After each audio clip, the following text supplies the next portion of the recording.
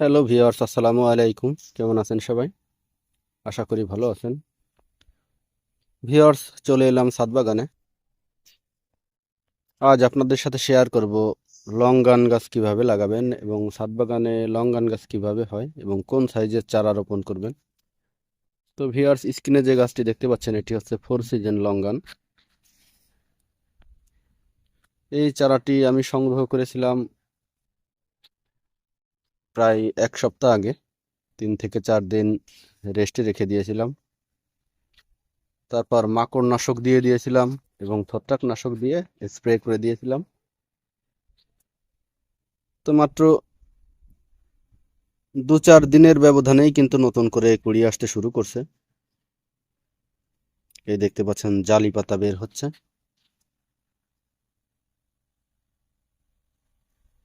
এটি গ্রাফটিং এর চারা।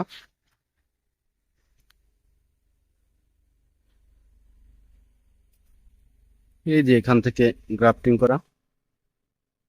গ্রাফটিং টেপটি খুলে আমি ছত্রাকনাশক দিয়ে প্রলেপ দিয়েছি, যেন এখান থেকে পচন না ধরে এবং কোনো প্রকার ডাইব্যাকের শিকার না হয়। তো আপনারা চাইলেও এভাবে গ্রাফটিং টেপ খুলে ছত্রাকনাশক দিয়ে প্রলেপ দিয়ে দিতে পারেন, তাহলে ভালো হবে। এখন বর্ষাকাল, বৃষ্টির সময়, তাই অবশ্যই গাছের মাটি প্রস্তুতের ক্ষেত্রে অবশ্যই খেয়াল রাখতে হবে। লঙ্গান গাছ কিন্তু একটু বড় সাইজের হয়। এই গাছগুলো ছোট নয়, এই গাছগুলো অবশ্যই বড় হবে। এই জন্য আমি এটিকে 125 লিটার ড্রামে সেট করে দিয়েছি। এটি হচ্ছে তেলের ব্রেল। একটা ব্রেল কেটে আমি 2টা টপ করেছি। ছাদ থেকে ইট দিয়ে প্রায় 3 থেকে 4 ইঞ্চি উঁচু করে দিয়েছি, যেন পানিটা নিচ থেকে বের হয়ে যেতে পারে। এবং এই টবের নিচে আমি 6 থেকে 7টি 2 ইঞ্চি করে ছিদ্র করে দিয়েছি, যেন পানিটা সহজে বের হয়ে যেতে পারে। আর মাটি প্রস্তুত করেছি আমি বেলে দোআঁশ মাটি।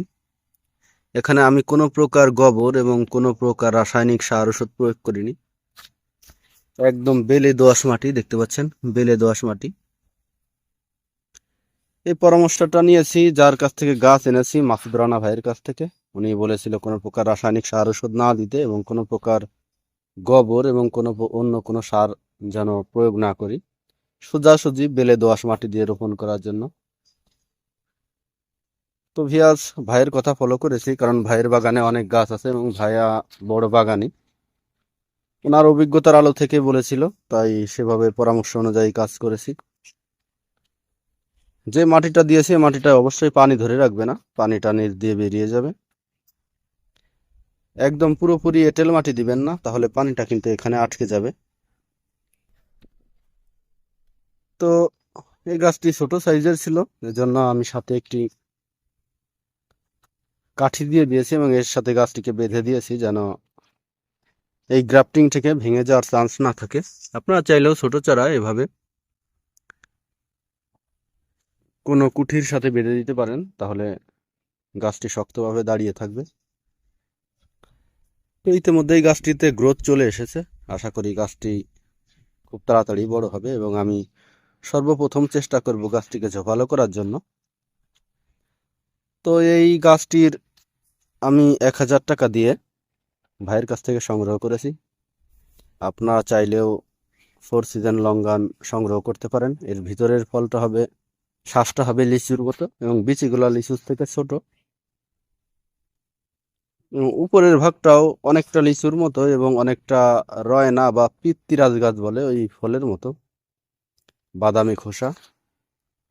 তো আপনারা চাইলেও এই ধরনের গাছ ছাদ বাগানে রোপণ করতে পারেন।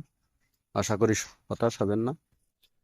এছাড়াও আমার কাছে আনার, মিসাইল হক, জামরুল, কেনু এবং বিভিন্ন প্রকারের গাছ রয়েছে। পরবর্তী ভিডিওতে অবশ্যই আপনাদের সাথে শেয়ার করব। তো ভিউয়ার্স, আজ এ পর্যন্তই। এই গাছের পরিচর্যা কিভাবে করব এবং এর গোড়ায় গাছের জন্য কি কি খাবার দেব, যারা অভিজ্ঞ ভাইয়েরা আছেন তারা অবশ্যই জানাবেন। তো পরবর্তী ভিডিও পেতে অবশ্যই চ্যানেলটি সাবস্ক্রাইব করবেন। ধন্যবাদ সবাইকে, ভালো থাকবেন সবাই।